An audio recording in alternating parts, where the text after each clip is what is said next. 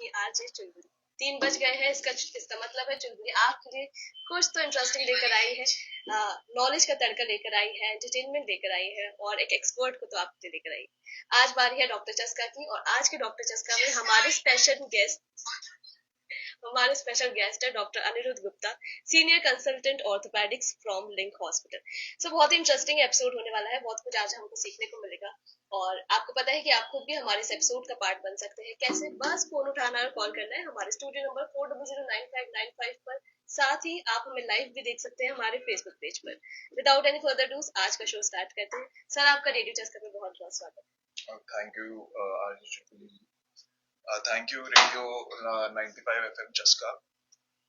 मेरे को यहाँ पे आप लोगों ने आमंत्रित किया और आपकी लोकप्रियता मुझे आपके माध्यम से काफी जरूरतमंद जो पेशेंट जो दर्द से परेशान है, रोजमर्रा की छोटी छोटी चीजों से परेशान है, तो शायद मैं उनकी समस्याओं का हल कर सकूं। बिल्कुल और एक्चुअली मेन मोटिव हम लोग के शोज का यही होता है कि जितना ज्यादा से ज्यादा हम लोगों को अवेयर कर सके जी। क्योंकि हम कितना भी कह लें कि अवेयरनेस हो चुकी है, आज भी सोसाइटी का बहुत बड़ा सेक्टर ऐसा है जिनको बहुत छोटी छोटी चीजों की अवेयरनेस नहीं है, फैक्ट से ज्यादा उनको मिथ पता होते हैं जी।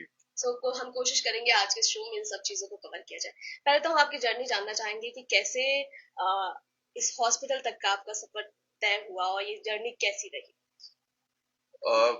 काफी छोटे से ही ये तय कर लिया था कि मैं चिकित्सा के क्षेत्र में जाऊंगा, डॉक्टर बनूंगा।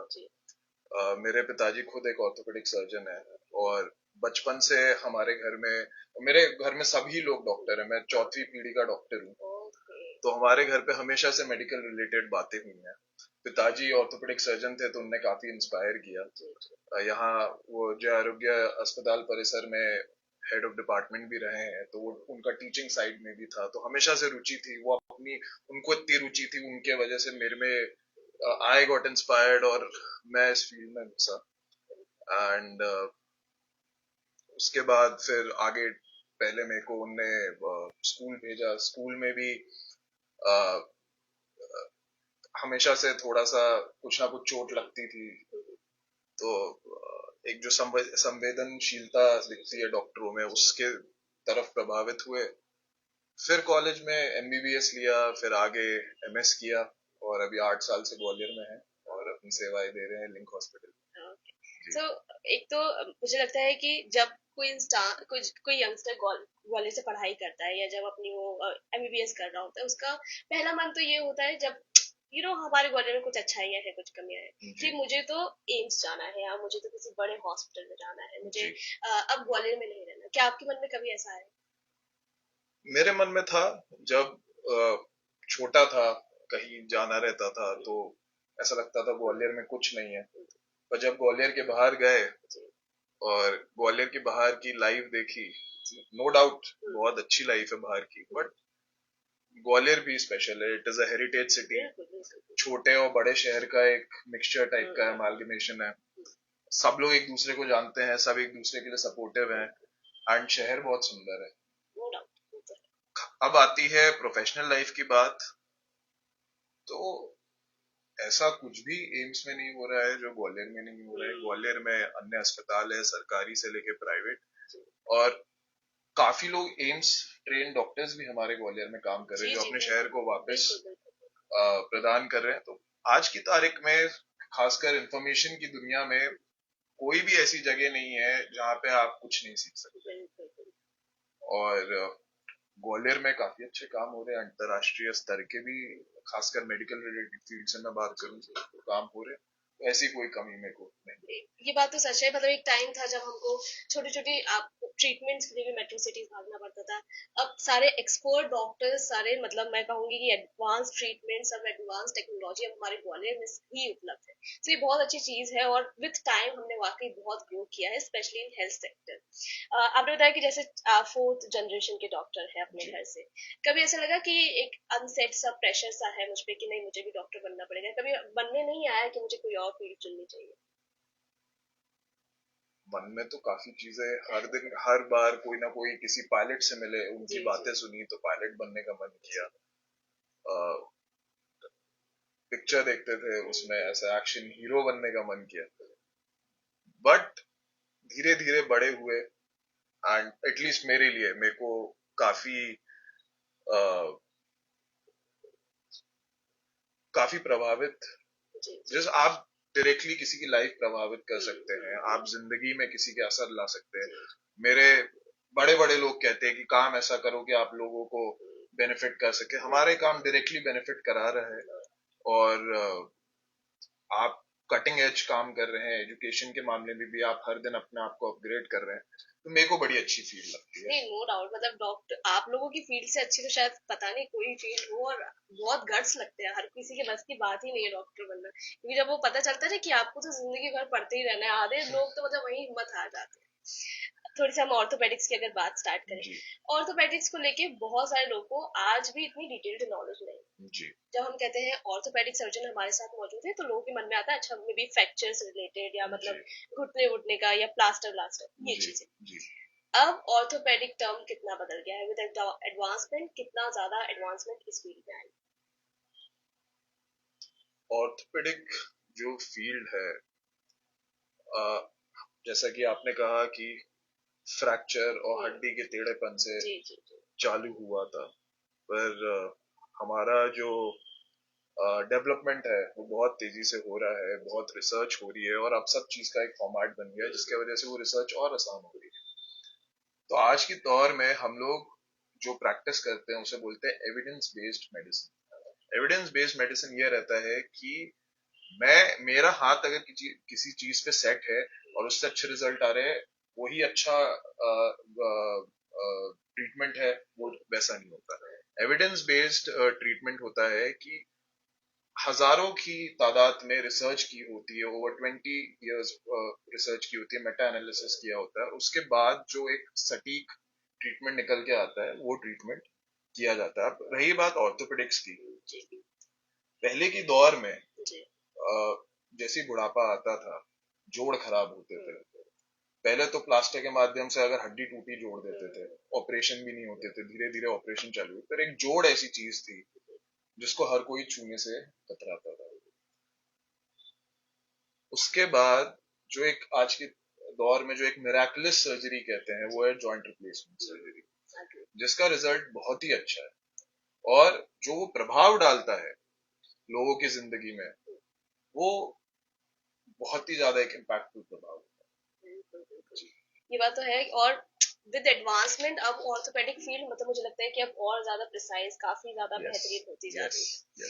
अगर हम रोबोटिक की बात करें थोड़ा सा, रोबोटिक नी सर्जरी आजकल हम काफी ज्यादा इस टर्म को सुन रहे हैं, पर लोगों को नहीं पता है कि एक्चुअली है। एज एक्सपर्ट अगर आपको सिंपल टर्म्स में समझाना है कि एक्चुअली में रोबोटिक नी सर्जरी है क्या, तो आप कैसे बताएं? अगर एकदम सादी भाषा में समझाने का मिले, तो रोबोटिक सर्जरी एक ऐसी चीज है कि एक सर्जन का प्रिसीजन बढ़ा देती है। अभी तक अगर बिना रोबोट के सर्जरी की बात करें, तो एक फ्री हैंड से हमें बोन के जो घुटने का जो एंड्स रहते हैं उसको काट के वहां पे सरफेस को रिप्लेस करते हैं, वो है जॉइंट रिप्लेसमेंट। पैरामीटर्स हमें पता रहते हैं, पर इंसान में एक खुद की जितना अच्छे से अच्छे सर्जन की एक प्रिसीजन लेवल, हाथ थोड़ा सा हिलता ही है, माइक्रोस्कोपिक लेवल पे हिलता है, तो हिलता है। रोबोटिक जॉइंट रिप्लेसमेंट सर्जरी में वो बिल्कुल ही हट जाता है। और दूसरी बात यह है कि वो सर्जन को हेल्प करता है, जो पैरामीटर सेट है, सर्जन ने जो पैरामीटर सेट किए हैं, वो पैरामीटर्स के 1 मिलीमीटर भी एक्स्ट्रा नहीं जाए, तो उससे प्रिसीजन बहुत बढ़ता है। अब आपको, जैसे हमारी पहले भी चर्चा हो रही थी, मैंने कहा कि घुटना एक वेट बेयरिंग जॉइंट है, और दिन में लाखों लाखों बार बेंड होता है और सीधा होता है। अगर आपकी गाड़ी से कंपेयर करें, अगर पहिया उसका एक्सेल हल्का सा टेढ़ा हो जाए, अलाइनमेंट टेढ़ा हो जाए, गाड़ी आपकी बैठ जाती है। अब आप सोचिए, आपका घुटना जो इतना चल रहा है उसमें 1 मिलीमीटर का भी अगर प्रिसीजन नहीं हो, या 1 मिलीमीटर तक का प्रिसीजन हो, तो कितना लंबा वो जॉइंट चलेगा, बायोमैकेनिकली कितना साउंड होगा, और पेशेंट को कितनी राहत। तो it has got an excellent result, and evidence evidence proves it. अगर हम रोबोटिक वर्ड किसी भी उसमें ऐड कर देते हैं सर्जरी में, तो जैसे हमारी जनता है, आम जनता, मतलब उसको इतना ज्यादा लिटरेट नहीं है। हमारे पास में, हमारे शहर में आसपास के संभाग से लोग आते हैं, आसपास के गांव से लोग आते हैं अपने इलाज के लिए। तो उनके लिए जब हम कहते हैं कि अगर अच्छा ये रोबोटिक सर्जरी है, तो वो काफी डर जाते हैं। अच्छा पता नहीं क्या होगा, क्या बहुत एक्सपेंसिव होगी, ठीक होगी कि नहीं होगी, एक्सेट्रा एक्सेट्रा, बहुत सारे गजीलियंस उनके क्वेश्चंस होते हैं। सो अगर इसमें हम थोड़ा डिटेल में बात करें, जैसे कि आपने बताया कि काफी ज्यादा प्रिसाइज रिकवरी की अगर हम बात करें, तो रिकवरी का रेशियो कैसा है? क्या जो ट्रेडिशनल सर्जरी है उससे बेहतर है, या उतना ही है, या ज्यादा टाइम लगता डेफिनेटली बेटर। अगर आप देखिए, पेशेंट जितने समय तक सर्जरी में रहता है, थोड़ा सा रिस्क बढ़ता है। इट इज ये बहुत ही, आप पेशेंट की जान एनेस्थेटिस्ट के हाथ में रहती है। जितना under the influence of drugs रहते हैं, उतना उनको उनके आउटकम में इफेक्ट करता है। रोबोटिक सर्जरी के वजह से दो तीन चीजें होती है। एक तो सर्जरी का टाइम बहुत कम हो जाता है। दूसरा, आपको सर्जिकल एक्सपोजर, जो हम त्वचा को खोल के जोड़ तक पहुंचते हैं, हमें अगर बिना रोबोटिक करते हैं तो थोड़ा सा ज्यादा खोलना पड़ता है। रोबोट के माध्यम से हमें कम खोलना पड़ता है, प्रिसीजन ज्यादा होता है। तो हर तरीके से पेशेंट को प्री सर्जरी भी बेटर रहता है, ड्यूरिंग सर्जरी भी बेटर रहता है, and post surgery recovery is excellent. है? अच्छा, अगर कॉस्ट की हम बात करें, तो मतलब जो हमारा ट्रेडिशनल सर्जरीज में जितना एक्सपेंसेस लगते हैं, क्या रोबोटिक में काफी ज्यादा लगता है? क्या एक आम आदमी, मिडिल क्लास इंसान उसको अफोर्ड कर सकता है? देखिए, जैसे कि कोई भी नई तकनीक आती है, कोई भी नई चीज आती है, वो काफी एक्सपेंसिव होती है। और रोबोटिक जॉइंट सर्जरी आज की तारीख में पिनेकल ऑफ ऑर्थोपेडिक सर्जरी है। वो रोबोट काफी महंगे आते हैं। सरकार लगी हुई है, प्रशासन लगा हुआ है कि ये चीज आम जनता तक पहुंचाए। हम लोग अपने तरीके से जितना कर सकते हैं मिनिमल रेट में, थोड़ा तो वो जॉइंट रिप्लेसमेंट सर्जरी से ऊपर उसका चार्ज करना पड़ता है, पर हमारा भी काफी मिनिमल उसमें हम करते हैं। उसके अलावा आजकल धीरे धीरे इंश्योरेंस भी कवर करने लगा है, और सरकार जिस तरीके से हर चीज ग्राउंड लेवल पे देखती है, आयुष्मान में बहुत जल्दी वो इंक्लूड हो जाएगा। और आयुष्मान में इंक्लूड हो गया तो फिर तो हर किसी के लिए एक्सेसिबल है। सो हमारे लिंक हॉस्पिटल में सारी फैसिलिटीज अवेलेबल है? जी बिल्कुल है। ओके। अगर हमारी ऑडियंस में से किसी को आपको विजिट करना है, आपसे ट्रीटमेंट लेना है, तो वो किस तरीके से आपसे मिल सकते मैं कहना चाहूंगा कि मैं अभी लिंक हॉस्पिटल में सेवाएं दे रहा हूँ, और वहां पे हमारे यहाँ अभी मैं ये गर्व के साथ कह सकता हूँ कि if not the best then one of the best joint replacement robots हमारे पास, जो कि स्ट्राइकर मेको है। मैं वहां पे सुबह 10 बजे से 1 बजे तक ओपीडी करता हूँ, और इमरजेंसी सर्विसेज मेरी वहां पे पूरे दिन ही रहती है। कोई इमरजेंसी आएगी ऑर्थोपेडिक रिलेटेड, तो I will be always available. Otherwise 10 to 1, 10 से 1 के बीच में सुबह मैं वहां पे उपस्थित रहता हूँ ओपीडी के लिए, कंसल्टेशन के हैं? Okay, okay. अच्छा, अभी जैसे एआई का, रोबोटिक्स का भी लिए। जी ट्रेंड काफी ज्यादा बढ़ता जा रहा है, हर जी फील्ड में काफी बढ़ता जा रहा है। जी उसको लेके बहुत सारे मिथ या बहुत सारे लोगों के जी मन में डाउट्स रहते हैं। जी फॉर एग्जाम्पल, सबसे बड़ा तो ये रहता है कि सर्जन्स का जो है काम खत्म हो जाएगा एक समय बाद। मतलब जो रोबोटिक्स है, एआई है, वो खुद ही सर्जरी खुद ही डिजाइन करने लगेगा, खुद ही करने लगेगा। तो क्या ऐसा है, या आने वाले समय में भी कितना भी रोबोटिक्स आ जाए, सेंट्रल कमांड सर्जन्स के हाथ में ही रहेगी? देखिए, डॉक्टर, मशीन को कोई कभी डॉक्टर नहीं बोलता है, डॉक्टर डॉक्टर होता है। अभी तक जितनी तकनीक है, the brain behind the operation is always human brain. बिल्कुल, बिल्कुल। एंड जो अभी जितनी भी सर्जरी, जितने भी रोबोट्स आए हैं, डिफरेंट डिफरेंट जनरल सर्जरी का रोबोट डाविंची है, हमारा मेको स्ट्राइकर है, किसी में भी सर्जन के बिना नहीं होता है। और अभी तक जैसा देखते आ रहे हैं, आगे अब क्या हो रहा है नहीं पता, बट अभी मेरे को बहुत समय तक ऐसा लगता है कि this is one thing that AI can not. And आप अपनी बॉडी को कभी एआई को देंगे क्या? आप हमेशा डॉक्टर को देंगे। एंड एआई इज ऑलवेज, उसमें कभी भी ग्लिच हो सकता है। तो अगर पूरा ही मशीन कंट्रोल्ड है और ग्लिच हो जाए तो फिर क्या करें? बिल्कुल, बिल्कुल। और मतलब वो एक तरीके से आपकी हेल्प के लिए है, मशीन्स, हम ये कह सिर्फ हेल्प सकते के हैं। लिए। कमांडिंग मेन आप लोगों की ही रहेगी। जी ओके।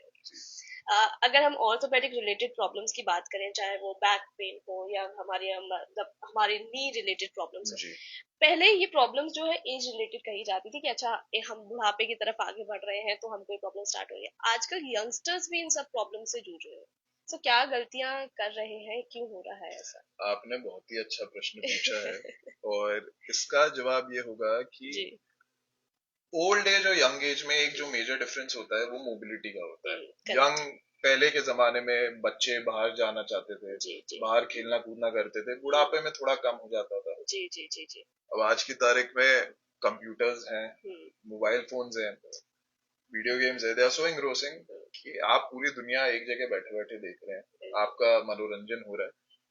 तो खासकर जो यंग पीढ़ी है उनको ऐसा नीड फील नहीं होता कि घर के बाहर जाए, और जहाँ आपकी फिजिकल एक्टिविटी कम होती है, आपकी मसल्स वीक होती हैं, आपकी बोन वीक होता है, आपका सनलाइट एक्सपोजर नहीं हो रहा है, विटामिन डी नहीं मिल रहा है जो कि बहुत ही एसेंशियल है। तो इन चीजों के वजह से थोड़ा सा जो हमारा एज रिलेटेड डिजेनरेशन है वो एक्सेलरेट हो गया, थोड़ा जल्दी हो जाता है। हाँ, कुछ अगर आप अपना काम नहीं बदल सकते, कंप्यूटर मोबाइल पे आपका काम है, ठीक है, लेकिन थोड़ा सा विशेष ध्यान दें कि बाहर जाएं, अपना वजन एक नियंत्रण में रखें, थोड़ा बहुत व्यायाम करें और खाना थोड़ा सा हाई प्रोटीन और कैल्शियम रिच खाएं। Okay okay. जी पर जैसे कि जो आपने टिप्स दी कि यही करें, हम तो बिल्कुल उसका ऑपोजिट कर रहे हैं। हम मतलब जिस हिसाब की हम लोगों की लाइफस्टाइल है, no doubt Swiggy Zomato company जो है टॉप कंपनीज होती जा रही हैं। हम लोगों ने मतलब सबसे बड़ा हाथ तो हम लोगों का ये है उनको टॉप कंपनीज बनाने में, जी मतलब जिस हिसाब से उनका कंपनीज चली जी है। जी सो डाइट भी हम लोगों की बहुत खराब हो चुकी है और पोस्चर तो लिटरली बहुत खराब है। सारा सारा दिन हम स्क्रीन पे लगे रहते हैं। जी बड़ी स्क्रीन पे अगर काम कर रहे हैं तो उससे भी ब्रेक लेके हम छोटी स्क्रीन में लगे होते जी हैं। ये जी गलतियां हम कर रहे हैं। जी ऑल्सो एक जिम कल्चर बहुत बढ़ता जा रहा है। आप क्या एज एक्सपर्ट आप क्या सजेस्ट करते हैं कि जिम की तरफ ज्यादा इंक्लाइंड होना चाहिए या एक्सरसाइज और वॉकिंग की तरफ? देखिए, आप कोई स्पोर्ट पकड़ लें, तैराकी कर लें, रैकेट स्पोर्ट कर लें, जिम कर लें, कोई एक्टिविटी होनी चाहिए। मैं ये भी नहीं कहूंगा कि जिम में जाके आप एक्सट्रीम वेट्स उठाएं, ये उठाएं। अगर आप कंफर्टेबल हैं और आपको नॉलेज है, you take it as a sport, then it comes with a lot of knowledge behind it. कर रहे हैं तो करिए, अदरवाइज कुछ और कर लीजिए। अल्टीमेटली थोड़ी सी मसल, हम लोग एडवाइस करते हैं मॉडरेट रेजिस्टेंस, मॉडरेट वेट से एक्सरसाइज करें, स्पेशली जैसे पोस्ट मेनोपॉजल विमेन रहती हैं, उन वो भी अगर थोड़ी सी रेजिस्टेंस ट्रेनिंग करे, वेट ट्रेनिंग करे, बहुत लाइफ बेटर होती है, लॉन्जिविटी भी बढ़ती है। सिमिलरली आई थिंक क्या हो रहा है कि जहाँ कोई प्रॉब्लम इंसान खुद ही राइज करता है, अब चलना बंद कर दिया, पहले मार्केट जाके खरीदते थे खाना, इंस्टेंट ग्रेटिफिकेशन का समय है, जोमेटो स्विगी खुद लेके आते हैं, तो फिर ये नीड्स, और इसलिए जिम का कल्चर बढ़ गया, उसमें कोई बुराई नहीं है। जिम भी अगर आपको आपकी सेहत मेंटेन करने में हेल्प कर रहा है, व्हाई नॉट, वरना आप स्विमिंग कर सकते हैं, कुछ और खेल सकते तो बेसिकली कुछ एक्टिविटी करो rather than sticking on screen सारा टाइम। हैं। हाँ, मतलब अगर आप काम कर रहे हैं तो हर 1 घंटे में 5 मिनट का वॉक ले लें, थोड़ा सा डेस्क ऑर्गोनॉमिक्स अपने मेंटेन करें। जैसे कि बहुत यंग पेशेंट्स होते हैं जिनको अपर बैक का दर्द होता है, लोअर बैक का दर्द होता है, जकड़ जाती है, तो मोस्टली वो usually most of the time postural रहती है। अ, अब उसके लिए क्या कर सकते हैं, अपने डेस्क ergonomics ठीक रखें, कुर्सी की हाइट इतनी होनी चाहिए कि हिप और नी 90 डिग्री पे बेंड रहे और पैर आपके जमीन पे लगे रहे। टेबल की हाइट ऐसी होनी चाहिए कि आपकी कोहनियों से 2-3 इंच ऊपर रहे। आप चेयर पे ऐसे बैठे कि आपका हिप बिल्कुल बैकरेस्ट से चिपक के हो, और अगर कंप्यूटर पे काम करें तो स्क्रीन की हाइट आई लेवल पे हो। इतना ही बेसिकली कर लें तो जो एक पोस्चर रिलेटेड हेल्थ प्रॉब्लम रहती है वो नहीं होगा, एंड उसके बाद थोड़ा सा व्यायाम से एड करें तो मसल स्ट्रॉन्ग हो। और हम तो मतलब उल्टा ही कर रहे हैं। हम वर्क फ्रॉम होम भी बेड पे लेट के ऐसा टेढ़ा मतलब 45 डिग्री में लेट के हम तो वैसा वाला काम कर रहे नहीं हैं। अब टेबल की जगह हमारे पैरों पे तकिया होता है, हाँ, हम तो वो काम कर रहे हैं। जोक्स अपार्ट, ये नहीं करना है, बिल्कुल भी नहीं करना है। जो सारी टिप्स सर ने दी आपको वही करना है। क्योंकि अभी जैसे ये हम लोग की कम एज है, अभी अगर जैसे जैसे ये प्रॉब्लम्स अगर बढ़ा ली ना तो मतलब बुढ़ापा तो हम लोग को खैर दिख ही नहीं रहा है जिस तरीके की सर हम लोग की हरकत है। नहीं, देखिए, अवेयरनेस बढ़ते जा रही है, जी जी मजाक आप भी कर रहे जी हैं, पर जी। आप में भी ये काफी हाँ हाँ अवेयरनेस है। हाँ, बिल्कुल बिल्कुल बिल्कुल। और अगर थोड़ी कम अवेयरनेस है तो आपको पता ही है मैं कहाँ बैठता हूँ, आके मेरे से मिल सकते हैं, कोई भी आके मिल सकता है, थोड़ी सी बातें करेंगे, थोड़ा सा मोटिवेट करेंगे एंड हेल्दी इंडिया के टुवर्ड्स जाएंगे। बिल्कुल। जब हम आपके टॉपिक के बारे में थोड़ा पढ़ाई कर रहे थे तब हमको एक टर्म मिला steam cell therapy. Stem cell therapy. So ये क्या है, थोड़ा हम इसके बारे में जानना चाहेंगे। देखिए स्टेम सेल क्या होता है, स्पेसिफिकली प्लूरीपोटेंट स्टेम सेल बोलते हैं। प्लूरीपोटेंट का मतलब होता है कि उसमें पोटेंशियल होता है हमारे बॉडी का कोई भी सेल में बनने के लिए। तो आप जैसे जॉइंट का माने, नी जॉइंट का माने, तो अभी रिसर्च चल रही है कि स्टेम सेल मोस्टली आपके पीआरपी भी एक स्टेम सेल जैसा ही रहता है, जिसमें पोटेंशियल रहता है कि वहां की कार्टिलेज, बेसिकली ऑस्टियोआर्थराइटिस जो कि संधिवात के बारे में आप बात करें, घुटने का दर्द, वो बेसिकली ये रहता है कि जैसे हमारे बाल सफेद होते हैं, हमारे चेहरे पे झुर्रियां आती हैं, तो ये एज रिलेटेड वैसे ही रहता है। वैसे ही वैसे ही हमारे बॉडी में घुटना भी खराब होता है एज रिलेटेड। अब घुटना खराब होना क्या होता है, बेसिकली घुटने के अंदर गद्दी होती है जिसको कार्टिलेज बोलते हैं, वो घिसती है, हम चलते हैं हर बार घिसती है, अभी आपकी भी घिसती है, मेरी भी घिसती है। यंग एज में वो रिपेयर होता रहता है, ओल्ड एज में वो रिपेयर थोड़ा सा डिले डिले हो के वो प्रोसेस थोड़ा सा इनएफिशिएंट हो जाता है, जिसके वजह से घिस जाता है। एक बार पूरी तरीके से घिस गया वो वापस नहीं बनता है। अब स्टेम सेल रिसर्च ये ट्राई कर रहा है, क्योंकि स्टेम सेल में पोटेंशियल रहता है वैसा सेल बन जाए तो कार्टिलेज को रिप्लेस कर दिया। वो रिसर्च बहुत अच्छे से चल रही है। अभी जिस हद तक वो रिसर्च पहुंची है, कोई एविडेंस इतना है नहीं जो वो कार्टिलेज को रिप्लेस कर सके। बट जिस तरीके से रिसर्च चल रही है, शायद जॉइंट रिप्लेसमेंट की जरूरत ही ना पड़ रहा है। ये बात तो सच है। और डॉक्टर्स का तो जैसे मैं हमेशा कहती हूँ एक फेमस टैगलाइन होता है, precaution is better than cure. Absolutely. So precautions पहले ही रखो, हमें जरूरत ही ना पड़े रिप्लेसमेंट सर्जरीज की। मतलब जो बेसिक ज्यादा कुछ नहीं करना हमको, बस अपनी लाइफस्टाइल इस समय सुधारने की सख्त जरूरत है। जिस तरीके की मतलब हम भागम भागी में हैं, सबसे ज्यादा हम अपनी लाइफस्टाइल खराब कर रहे हैं, जिसकी वजह से कम एज में जो है हमको जॉइंट रिलेटेड प्रॉब्लम्स हो रही है, which is not a good sign. जैसा कि मैं हमेशा कहती हूँ, पहला सुख निरोगी काया, और अपनी हेल्थ का ध्यान रखना बहुत ज्यादा इम्पोर्टेंट है। सो आप सुन रहे हैं रेडियो चस्का 95 एफएम, और रेडियो चस्का पे इस वक्त चल रहा है डॉक्टर चस्का का एक और खास एपिसोड, जिसमें आज के हमारे स्पेशल गेस्ट है doctor Anurag Gupta, senior orthopaedic consultant.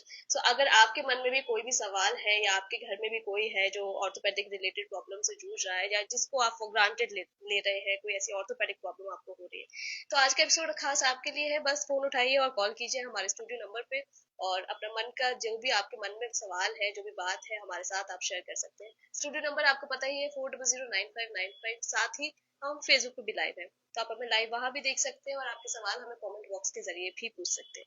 Sir, orthopaedic में एक टर्म और काफी ज्यादा ट्रेंड में है, पर्सनलाइज्ड सर्जरीज। ये क्या है, इसके बारे में भी हम थोड़ा जानना चाहते हैं। पर्सनलाइज सर्जरी ये होती है कि जैसे आप कपड़ा खरीदने जाते हैं, जी। आप रेडीमेड लेने जाते हैं तो आपको एक स्मॉल मीडियम लार्ज एक्सेल में मिल जाता है। आप वहीं टेलर के पास जाते हैं तो आपके हिसाब से बनता है। तो सिमिलरली कस्टमाइज सर्जरी और पर्सनलाइज सर्जरी वैसी सर्जरी होती है जो काफी हद तक आपके बॉडी के हिसाब से होती है। अब ऑर्थोपेडिक्स में मैं बात करूं तो कस्टम इम्प्लांट्स आजकल आ रहे हैं, वो अभी खैर काफी एक्सपेंसिव हैं और काफी स्पेसिफिक केसेस में यूज होते हैं। जो अभी ऑर्थोपेडिक्स में अगर हम बात करें, जो सबसे ज्यादा कॉमनली कस्टमाइज सर्जरी हो रही है वो जॉइंट रिप्लेसमेंट सर्जरी है। खासकर की जो इमेज बेस्ड रोबोटिक सर्जरी है, जैसे हमारे उसमें सीटी स्कैन पेशेंट का लिया जाता है और उनका जो जॉइंट रिप्लेसमेंट के पैरामीटर्स हम सेट करते हैं, बोन कटिंग के पैरामीटर सेट करते हैं, वो उनके एक एक कंटूर के हिसाब से करते हैं, छोटे छोटे कंटूर के हिसाब से करते हैं, जिसके वजह से जो कट्स होते हैं वो it is very specific to that patient, और इम्प्लांट भी हम उन्हीं पेशेंट को जो सबसे बेस्ट सूट करेगा वो देते हैं। So it is one example of customized surgery. It is definitely customized. One size fits all वाली नहीं है। Okay. So क्या मतलब बहुत ज्यादा एक्सपेंसिव होता है? देखिए ये तो एक सब्जेक्टिव चीज है, हाँ, लेकिन पहले जॉइंट रिप्लेसमेंट सर्जरी हर कोई नहीं करा पाता था, आज की तारीख में बहुत नॉर्मल सर्जरी हो गई, इतना ज्यादा एक्सपेंसिव नहीं है ना। लोगों को एक मन में ये वहम बैठा हुआ है, और अभी तो हम लोग कैंप्स कराते रहते हैं जिसमें ऊपर से रोबोटिक चार्जेस भी नहीं लेते हैं, है ना। हम लोग भी हेल्प करने के लिए हैं, देखिए हमें भी ये लगता है कि कोई अगर परेशान है मरीज, जी जी कोई भी मतलब आर, आर्थिक अपना हम्म, स्वार्थ कोई नहीं देखता बिल्कुल बिल्कुल सही बात है। और मतलब मुझे लगता है कि मेडिकल फील्ड तो खुद ही एक बहुत ज्यादा सेल्फलेस फील्ड है। कोविड में हमने देखा कि जिस तरीके से आप लोगों ने इतनी मेहनत की थी, अपनी ना जान का परवाह की थी ना किसी चीज की, सो मतलब आप लोगों की फील्ड तो मतलब हम जितना ज्यादा ग्रेटिट्यूड आप लोगों को पे करें वो कम। Hats off to you guys, जितना थैंक यू आप लोग हार्ड वर्क करते थैंक यू हैं। Thank you 3D printing technology की अगर हम बात करें तो उसका जी भी ऑर्थोपेडिक्स का धीरे धीरे काफी ज्यादा नाम सुन रहे जी हैं। जी कितना ये मददगार है और कितना आप लोगों की हेल्प कर रहा है? देखिए अभी 3D प्रिंटिंग जो कस्टम इम्प्लांट्स आते हैं वो इट इज अगेन काफी नई टेक्निक है। उस पे भी हर नई टेक्निक पे रिसर्च चलती है, प्रोज होते हैं कॉन्स होते हैं।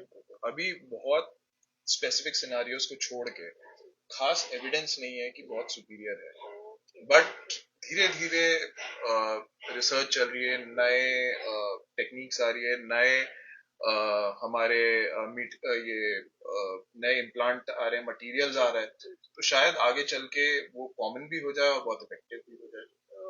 बेसिकली अभी मतलब न्यू टेक्नोलॉजी अभी अभी इतनी ज्यादा प्रेवलेंट नहीं है। अभी नहीं है, और आप ये देखिए ना, अगर कोई कंपनी कस्टम जी इम्प्लांट जी बना रही है जी तो उसको पूरे अपने फैक्ट्री का मोल्ड चेंज करना पड़ेगा। अभी ऐसी कोई टेक्निक नहीं आई है कि ये मास प्रोड्यूस कर सके एक इंडिविजुअल के हिसाब से, पर आगे आ सकती काफी है। आएगा। पर अभी ये नॉर्मल जनता के लिए अवेलेबल नहीं, और इतनी जरूरत भी अभी नहीं। जी एक सप्लीमेंट कल्चर काफी ज्यादा इंडिया में बढ़ता जा जी रहा है। जी मैं उसका बेसिक रीजन मैं मुझे लगता है कि आजकल जो एक इन्फ्लुएंसर से इन्फ्लुएंस वाला जो कल्चर है उससे ये इंटर रिलेटेड ज्यादा है, क्योंकि हम काफी जल्दी इन्फ्लुएंस हो जाते हैं देख के, हमको जो है एक्सपर्ट राय नहीं चाहिए होती है। आजकल रील शॉर्ट से हम बहुत जल्दी इन्फ्लुएंस हो जाते हैं। सो आजकल जितनी यंग जनरेशन है या जितने भी लोग हैं, instead of taking actually healthy diet जहां से वो मेन रिसोर्स है जिस विटामिन का जिस कैल्शियम का, उसकी जगह हम लोग सप्लीमेंट्स की तरफ ज्यादा छूट रहे हैं। एज एक्सपर्ट आप इस पे क्या कहना चाहेंगे कि क्या सप्लीमेंट्स लेना सेफ है या हमको हेल्दी डाइट की तरफ जाना चाहिए उसकी जगह, या फिर आजकल क्योंकि हमारी जितना भी सब्जियां वगैरह है जो भी डाइट्रीज है वो भी काफी ज्यादा एडल्ट्रेशन है, तो वहां से हमको क्या वो न्यूट्रिएंट नहीं मिल रहा है, हमको सप्लीमेंट लेने ही पड़ते हैं एक्सेप्ट?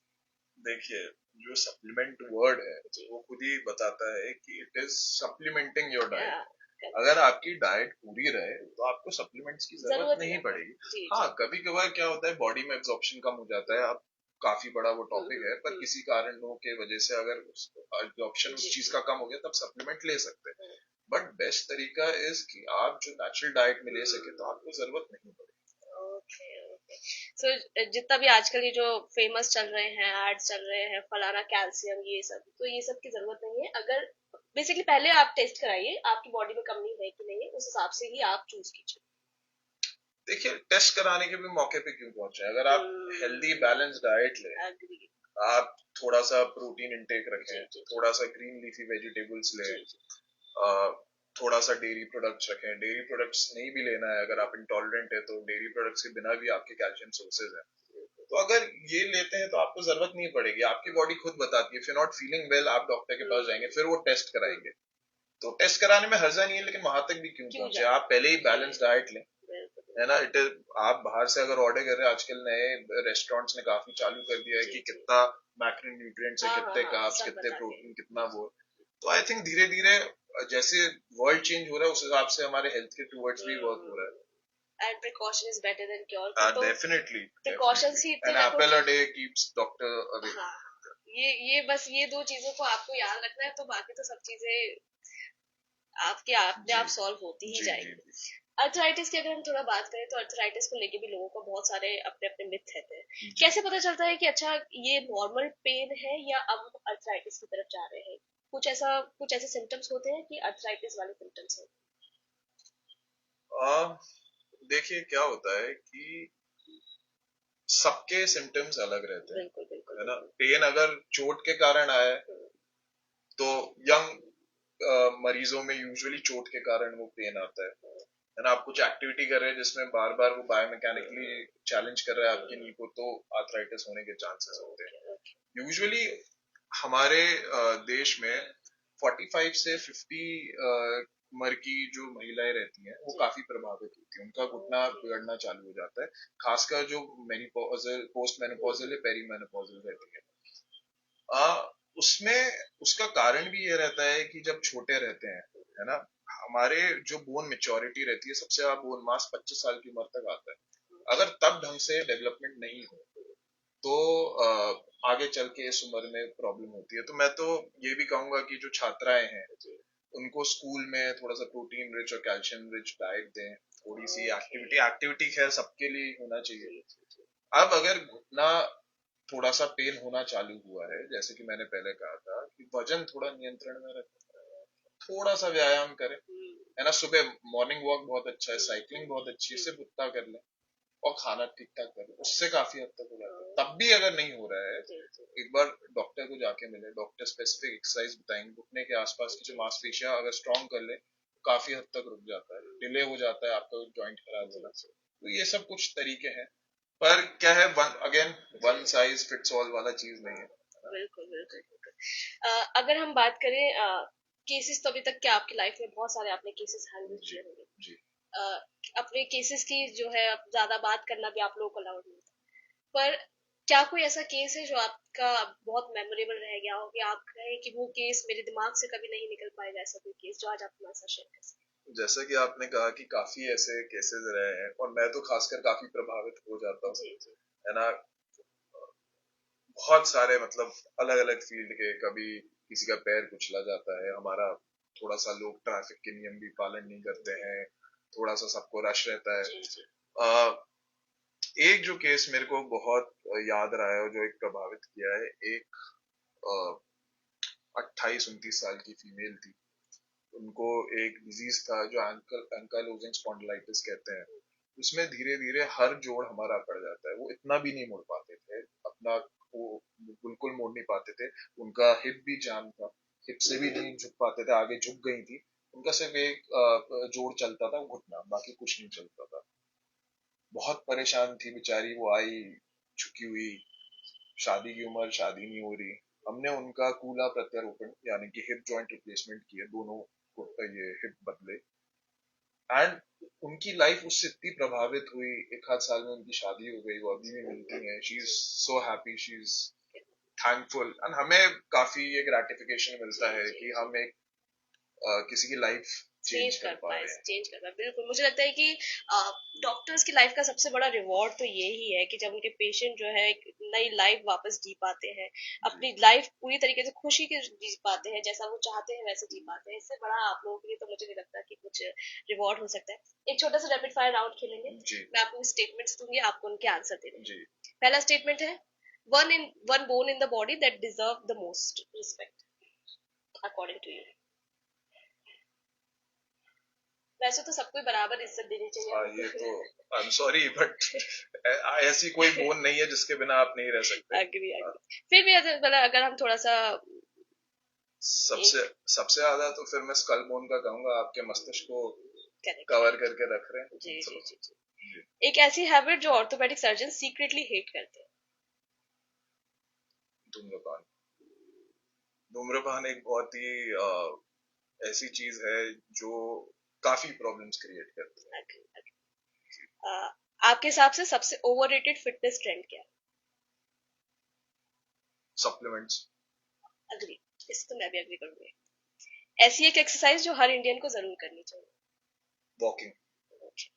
सबसे कॉमन मिथ जो पेशेंट्स यूजुअली लेकर आते हैं। हमारे घुटने में गैप आ गया है। हाँ, मतलब वो खुद ही आइडेंटिफाई कर लेते हैं, गैप कम हो जाता है, जॉइंट स्पेस कम हो जाती है आर्थराइटिस ये पहले मैं इस बात को थोड़ा सा पॉइंट आउट करना चाहूंगी।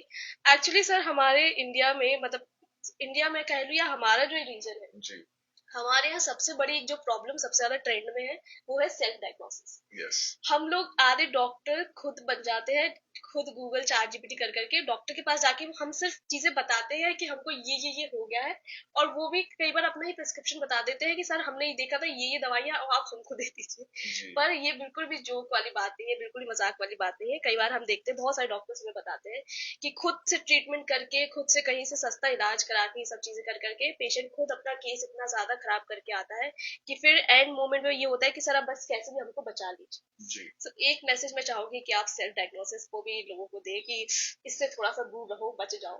देखिए, एक डॉक्टर को, एक यंग डॉक्टर, यूजुअली उनको कहा जाता है जो 45 इयर्स ओल्ड, जिनको 15 साल का वर्किंग एक्सपीरियंस होता है, he is called a young doctor. तो आप ये बताइए, गूगल के माध्यम से कैसे कोई सेल्फ डायग्नोसिस कर सकता है? आप सिर्फ कंफ्यूजन क्रिएट कर रहे हैं और मन में एंजाइटी क्रिएट कर रहे हैं। आप एक्सपर्ट के पास जाइए, आपको सही सलाह मिल रही है, आपको अगर उनकी सलाह नहीं पसंद है, किसी और सेकंड ओपिनियन ले लीजिए, बट सेल्फ डायग्नोसिस नहीं करिए। आजकल तो और एक डेंजरस चीज हो रही है, लोग अपने मर्जी से शेड्यूल एच ड्रग्स ले लेते हैं, जो कि अलाउड भी नहीं है, पर कैसे मिलता है मेरे को नहीं पता। जिस भी दवाई पे लाल पट्टी या लाल लाइन होती है, वो शेड्यूल एच ड्रग रहता है, वो बिना प्रिस्क्रिप्शन के मिलना नहीं है। मैं तो कहूंगा कि कोई भी दवाई आप बिना प्रिस्क्रिप्शन के नहीं ले। आप जिसको भी ट्रस्ट करते हैं, जो भी आपके फैमिली डॉक्टर हैं, ऑर्थोपेडिक सर्जन है, पूछो है, आप उनसे प्रिस्क्रिप्शन लीजिए और फिर जाइए, क्योंकि काफी चीजें आपको लगता है, आपको समझ में आ रहा है, पर बॉडी इज वेरी कॉम्प्लेक्स। तो अपनी जान अपने हाथ में नहीं ले, है ना? एक्सपर्ट ओपिनियन लीजिए and do your self that favour. मतलब इतनी मेहनत के बाद, जिंदगी भर पढ़ाई करके वो लोग डॉक्टर बने हैं, उस पोजीशन पे बैठे हैं। हमको कैसे लगता है कि हम 5 मिनट के गूगल से, और 5 मिनट के गूगल से, 2 मिनट के चैट जीपीटी से हम लोग अपना खुद का इलाज कर लेंगे। एक्चुअली क्या है, गूगल से आप कोई चीज पूछेंगे ना, वो स्पेसिफिक आंसर देता है, बट एक्चुअली ह्यूमन बॉडी इतनी नुआंस्ड है। दर्द हो रहा है तो किस टाइप का दर्द हो रहा है, कब हो रहा है, कहाँ हो रहा है, तो ये सब चीजें आप खुद ही नहीं समझ पाएंगे, आप गूगल को क्या समझाएंगे? तो हम गूगल को गलत बोले, आपको गलत बोले, सच आप पहले पूरी बात समझ जाए, फिर अगर आपको गूगल हेल्प कर दे तो पहले मतलब मैं तो हमेशा कहती हूँ कि हेल्थ को तो बिल्कुल फॉर ग्रांटेड मत लो। अगर जरा सा भी आपको आपकी नॉर्मल एक्टिविटी में कुछ भी अपनी बॉडी में आपको कुछ भी अलग लग रहा है, किसी भी कोई भी प्रॉब्लम है जो आपको 2-4 दिन से ज्यादा अगर आप जिससे परेशान हो रहे हैं, तो बिल्कुल आप किसी एक्सपर्ट के पास जरूर जाइए। नेक्स्ट स्टेटमेंट है, अगर ऑर्थोपेडिक्स में ना होते तो फिर आपने क्या सेकंड प्रोफेशन चुना होता? आर्मी। सबसे फेवरेट क्वेश्चन मेरा, जो मैं ऑलमोस्ट हर सर्जन से पूछती हूँ, ओपीडी या सर्जरी, व्हाट यू थिंक की ज्यादा टफ है? अगर मेरे को पहले लगा आप पूछेंगे क्या पसंद है आपको, वो सेकंड क्वेश्चन है। हाँ, अच्छा। आई थिंक दोनों ही अपनी जगह पे टफ है। I'm सॉरी, मैं आपको एक आंसर नहीं दे पाऊंगा। पेशेंट को समझना बहुत ज्यादा टफ है। कई बार पेशेंट खुद को नहीं समझ पाते हैं, उनको टाइम देना, उनकी प्रॉब्लम समझना। देखिए क्या है कि प्रॉब्लम एक जैसी हो सकती है, पर पेशेंट की स्पेसिफिक प्रॉब्लम अलग हो सकती है। किसी को एक, अब कोई तबला प्लेयर है, उसको नीचे बैठ के ही तबला बजाना है, या कोई माता जी, उनको नीचे बैठ के पूजा करनी है, तो उनको अगर हिप का ही प्रॉब्लम हो गया तो उनके लिए अलग ट्रीटमेंट होगा, बाकियों के लिए अलग होगा। तो वो चीज एक है ना, कस्टमाइज ट्रीटमेंट देना, जैसे आप बात करें, कस्टमाइज इम्प्लांट नहीं बोल रहा हूँ, बट कस्टमाइज ट्रीटमेंट देना। उसके बाद सर्जरी एक ऐसी चीज है, आप सोचिए कितना प्रेशर रहता होगा एक आदमी पे, कि दूसरे आदमी ने आपको अपनी बॉडी सौंपी है, उसके साथ जो रिस्पॉन्सिबिलिटी आ रही है, it is very tough. We are train to handle that stress, but ये एक बहुत बड़ी बात होती है। और मैं बहुत ग्रेटफुल रहता हूँ अपने पेशेंट के, कि उन्होंने मेरे को ये मौका दिया, ट्रस्ट कर रहे हैं मेरे को अपनी बॉडी के साथ। एंड ऑलमोस्ट हर सर्जन ने हमेशा मतलब यही आंसर दिया है, जब मैं उनसे पूछती हूँ कि आपको क्या ज्यादा टफ लगता है, ओपीडी या सर्जरी, उनका आंसर होता है ओपीडी। वो कहते हैं कि सर्जरी में तो मुझे पता है कि मुझे यहाँ क्या करना है, मुझे आसपास किसी की नहीं सुनना। ओपीडी स्पेशली हमारा जो थोड़ा सा एरिया है, ओपीडी सबसे अच्छा। तो मतलब अगर फिर मैं ये पूछूं कि क्या ज्यादा पसंद है, ओपीडी वर्सेस सर्जरी, तो पसंद तो सर्जरी ज्यादा, सर्जरी। पर ओपीडी ऐसा नहीं है कि नहीं पसंद है, पर ओपीडी में क्या होता है कि इतने मरीज परेशान रहते हैं, ये रहता है, समझना थोड़ा ज्यादा स्ट्रेसफुल रहता है। बिल्कुल बिल्कुल। अगर आप रोबोट सर्जन को अगर कोई एक एडवाइस देना चाहे तो वो क्या? मैं बडिंग रोबोटिक सर्जन्स को ये दूंगा कि रोबोटिक एक पार्ट ऑफ सर्जरी हो गया. It is just like any other, जैसे सियाम होता है, एक्सरे होता है, अदर मोडालिटीज रहता है. आप पहले, आप, नथिंग बीट्स टैलेंट. आप जितना प्रैक्टिस करेंगे उतना बेटर होंगे, बीट विद रोबोट और विदाउट रोबोट. तो robot is not a crutch, robot is just there to help you, but आप जितना स्किल लेवल अपनी बढ़ा सके बढ़ा. अधिकतर डॉक्टर्स कहते हैं कि जब हम एक्चुअल लाइफ में आ रहे हैं, प्रैक्टिकल लाइफ में जब हम अपनी पढ़ाई को जब यूज कर रहे हैं, उसमें और जो हमें पढ़ाया है वो बहुत कई बार अंतर हो जाता है. मतलब जी. जब हमको प्रैक्टिकली लोगों को संभालना है, वो चीजें तो कभी एमबीबीएस में नहीं सिखाई गई है. Absolutely. तो जितने भी आज अब हमारे नए डॉक्टर्स आ रहे हैं इस फील्ड में, जितने भी एस्पिरेंट्स हो जो भी पढ़ रहे हैं, आज आपको सुन रहे हो, आपसे इंस्पायर हो रहे हो, उनको कोई मैसेज अगर आप देना चाहते मैं बस ये कहूंगा कि अगर आपको ऐसा लग रहा है कि आप अपने क्लास में पीछे हैं या आपको समझ में कम आता है, ऐसा कुछ नहीं है ना. आप जितनी मेहनत करेंगे और जब भी मेहनत चालू करेंगे, आप सक्सेस की तरफ पहुंचेंगे. और सक्सेस सिर्फ ये नहीं रहता आपका नाम कैसा है, क्या आपने एक सर्जरी भी अच्छे से कर ली, आपने एक प्लास्टर भी अच्छे से लगा लिया, आपने एक सही दवाई भी दे दी, पेशेंट को खुश कर दिया, आपने अच्छे से बात ही क्यों ना कर ली, वो एक सक्सेस रहता है. आप जब भी चालू करें, बिल्कुल खुशी से चालू करें और ये मत सोचे मेरा टाइम कितना गया है. जब जागो तब सवेरा. बिल्कुल बिल्कुल. आज के यंगस्टर की सबसे बड़ी आपके अकॉर्डिंग बोन रिलेटेड मिस्टेक वो क्या कर रहे हैं? बोन रिलेटेड बहुत सारी मिस्टेक्स कर रहे हैं. एक तो गाड़ी गलत तरीके से चलाना. गाड़ी जो वाहन है एक बहुत पावरफुल मशीन है जो आपके हाथ में आ जाती है. You should be responsible.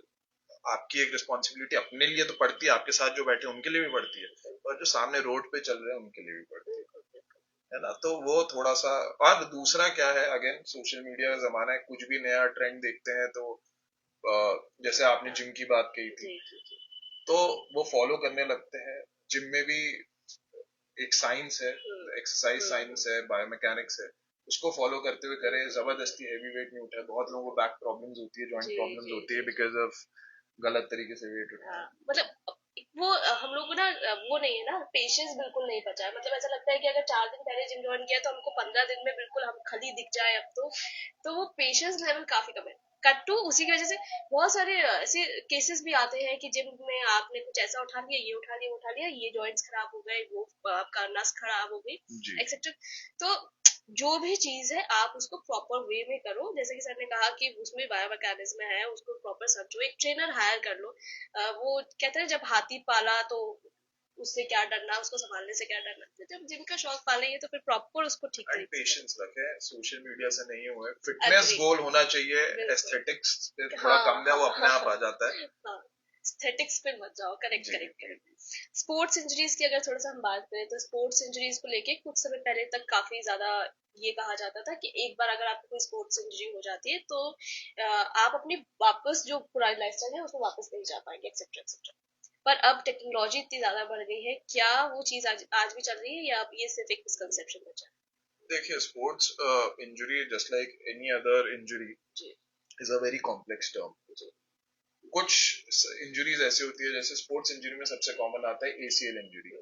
अगर एसीएल पार्शियली गया, आप एक्सरसाइज करके वापस नी की स्ट्रेंथनिंग करके आप वापस फुल पोटेंशियल पे ला सकते हैं. अगर पूरा तरीके से चले गए तो हम रिकंस्ट्रक्ट करते हैं. उसके बावजूद भी 90% of people get their 100% functionality back. Yes. So basically वो जो कहते हैं कि एक बार कोई आपको स्पोर्ट्स इंजरी हो जाती है तो आप वापस उस गेम में वापस नहीं आ पाएंगे, एक्सेप्ट एक्सेप्ट. तो वो मिसकंसेप्शन है. हाँ, मतलब अब अगर बेसिक एसीएल इंजरी है तो आ सकते हैं, बट उसमें क्या, पेशेंट का होमवर्क बहुत जरूरी है. क्या होता है जब ये, it is a knee stabiliser, वो जैसे ही जाता है नी चलना कम हो जाता है, वहां की मांसपेशियां, आपको दिखेगा पैर आपका पतला हो गया है, तो वो डॉक्टर सर्जन आपका रिकंस्ट्रक्ट कर देगा, आपका नया एसीएल बना देगा. बट आपका होमवर्क है जो कि पेनफुल होने वाला है पोस्ट सर्जरी, वो है फिजियोथेरेपी, एक्सरसाइजेस. वो अगर ढंग से करेंगे सबसे अच्छे रिजल्ट उसी के होते हैं. सो आई होप मैंने सारे जितना ज्यादा कवर कर सकती हूँ उतना कवर किया हो इन 45 मिनट्स में। बाकी ऑर्थोपेडिक अपने आप में इतना बड़ा टॉपिक है कि एक एपिसोड में तो शायद हम इसको ना ही कवर कर पाए, पर कोई बात नहीं, हम सर को फिर किसी डॉक्टर चस्का में आपके बीच लेकर आएंगे और फिर ढेर सारी बातें करेंगे। Last but not the least, आज के इस एपिसोड को सम अप करते हुए हमारे सभी ग्वालियर वासियों को आपकी तरफ से कोई मैसेज? अगेन मैं ये कहूंगा कि उठिए, move around, eat healthy and stay happy. Very important. Thank you so much for being with us today. इतनी एक्सपर्टीज आपने हमारे साथ शेयर की। डॉक्टर्स के पास टाइम नहीं होता, बहुत स्ट्रिक्ट आप लोगों का स्केड्यूल होता है, still you give us your time. Thank you so much sir. And अगर आपको भी ऑर्थोपेडिक रिलेटेड कोई भी प्रॉब्लम है तो आप बिल्कुल डॉक्टर अनुराग गुप्ता से मिल सकते हैं। लिंक हॉस्पिटल में सर बैठते हैं। सर ने अपनी टाइमिंग्स आपके साथ शेयर की थी। लिंक हॉस्पिटल का भी एड्रेस मैं डिस्क्रिप्शन बॉक्स में मेंशन कर दूंगी। बाकी जैसा कि मैं हमेशा कहती हूँ, पहला सुख निरोगी काया।